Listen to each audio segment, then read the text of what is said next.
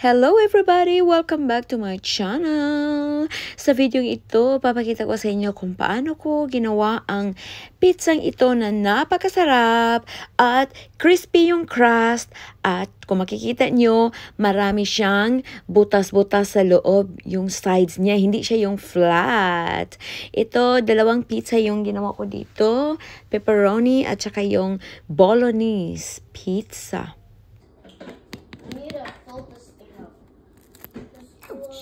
So hot.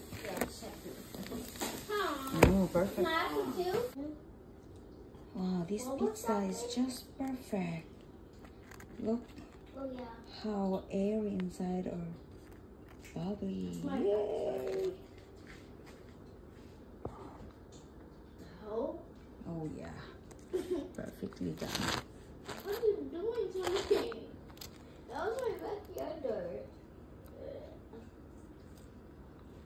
And the cheese are overflowing. Ooh.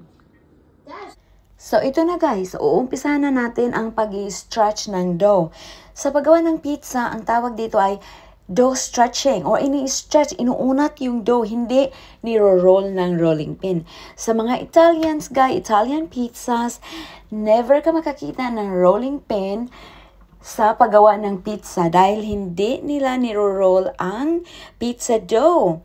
Dahil kung ganun, yung mga bubbles inside o yung parang butas-butas sa loob ng dough ay magfa-flatten at saka hindi maganda yun.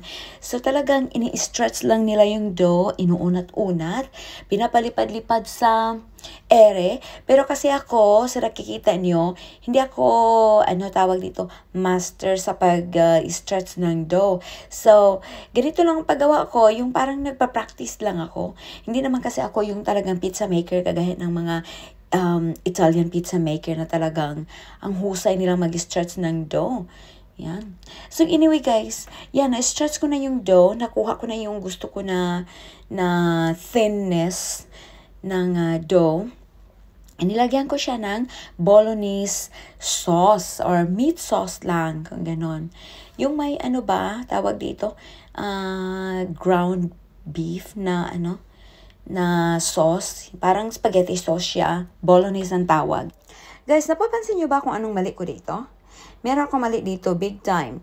Dapat, pagkatapos ko naunat yung pizza dough, dito ko sana siya inilagay sa pizza paddle. Pizza paddle ang tawag nito, na nilagyan ko ng cornmeal na pino. So, dapat bago lagyan ng sauce ang pizza dough, dapat nakalagay na siya sa pizza paddle na may cornmeal. Hindi yung kagaya na dito sa ginawa ko na medyo nahirapan tuloy ako sa pag-transfer ng pizza dough with sauce doon sa sa pizza paddle. Pero mabuti na nga lang na matibay yung aking dough, strong protein content, hindi nasira o hindi napunit nung pagka-transfer, nung pag-angat ko doon sa tawag dito, pizza paddles. Yan. So, yan. Nilagyan ng cheese. Pwede rin naman na gadgarin mo na yung cheese. Tapos, saka i-spread dyan. Pero, anyway guys, yan na. Tapos, dinagdagan ko siya ng konting vegetables. Capsicum or yung bell peppers na yellow at saka red. Hindi pala. Yung red is cherry tomatoes yan. At saka yellow bell peppers. Nasa temperature ng oven, dito sa pag-bake ng pizza, kailangan over 500 to 515 Fahrenheit ang init ng iyong oven. At saka naka-preheat yon dapat. Sasabihin nyo, pwede naman gumawa ng pizza na 350 Fahrenheit lang. Pwedeng-pwede, yes. Sinong sabing hindi?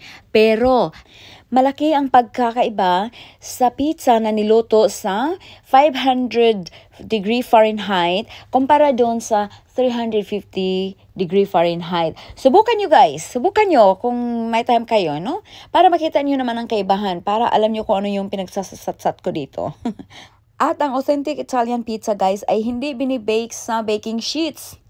Binibake nila ito sa pizza stone ang tinatawag. Pwede rin ang cast iron pan gaya ng aking ginagamit. Ito ang pinaka-close sa pizza stone na ginagamit ng mga Italians. Hindi mo ma-achieve ang ganitong result guys kung binake ito sa baking sheet in temperature na 350 Fahrenheit. Yung ganun. I'm not sure guys, tama ba yung sinabi ko kanina? 515 degree Fahrenheit or 315 Fahrenheit. Ganun lang ba? I'm not sure guys ha. I'm not expert on Fahrenheit, degree, whatever that is. Basta Fahrenheit ang gamit ko. 515. Whether it's degree Fahrenheit or 515 Fahrenheit, kayo nang bahala. So, ito. Basta nakita niyo yung pizza ko. Kung nandito lang kayo, matitikman niyo kung gaano ito kasarap. At hindi ito guys ha. Malayo ito sa Filipino pizza na matamis. Hindi ito matamis.